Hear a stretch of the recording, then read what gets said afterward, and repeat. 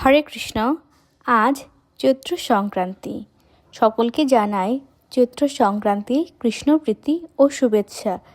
আজকে ভগবানকে একটু সিম্পলভাবে সাজানোর চেষ্টা করা হয়েছে। বিভিন্ন জায়গাতে বিভিন্নভাবে চৈত্র সংক্রান্তি পালন করা হয়। যেমন আমার শ্বশুরবাড়িতে আজকের দিনে পাঁচন তৈরি করা হয়, কিন্তু আমাদের এখানে এমন কোনো নিয়ম নেই। আমাদের এখানে যেটা পালন করা হয় সেটা হচ্ছে ভাইছাতু। ভাইছাতু বলতে বোঝানো হয়েছে ভাইয়েরা বোনের হাতে ছাতু খায়। বোনের যদি বিয়েও হয়ে যায় তবুও তার শ্বশুর বাড়িতে গিয়ে ভাইয়েরা গিয়ে ছাতু খেয়ে আসে। গত 2 বছর আমার ভাইদের আমি ছাতু খাওয়াতে পারিনি বলে মনটা ভীষণ খারাপ ছিল।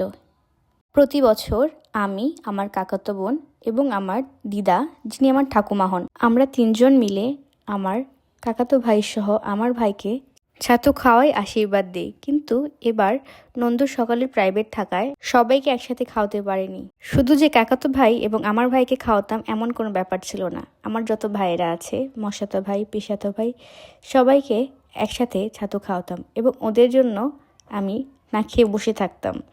এছাড়াও আমার দিদার ভাইয়েরা, মা, কাকিদের ভাইয়েরা সবাই এই দিন আসতো ছাতু খাওয়ানোর জন্য এবং সবাই মিলে আমরা দুপুরে একসাথে প্রসাদ পেয়ে ঘুরতে যাওয়ার প্ল্যান করতাম।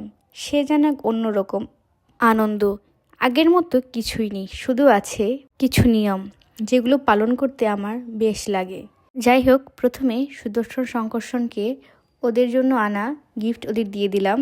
তারপর ওদের কপালে তিলক দিয়ে ধান দুর্বা দিয়ে আশীর্বাদ করে ওদের নিজের হাতে ছাতু খাইয়ে দিলাম।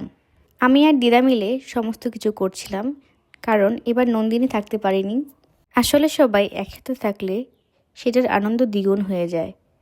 যাই হোক, আমি ওদের খাওয়ানোর পরে দিদা সবাইকে খাইয়ে দিচ্ছে। আপনাদের এলাকায় এমন কি কোনো নিয়ম পালন করা হয়? করে থাকলে জানাবেন। ওরাও আমাকে গিফট করেছে। ওদের জন্য সবাই আশীর্বাদ করবেন যাতে ওরা ভালো ভক্ত হয় এবং ভালো মানুষ হয়। যাই হোক, সংকর্ষণ খেতে খেতে ক্লান্ত হয়ে গেছে। আজকের মতো এখানেই। হরে কৃষ্ণ।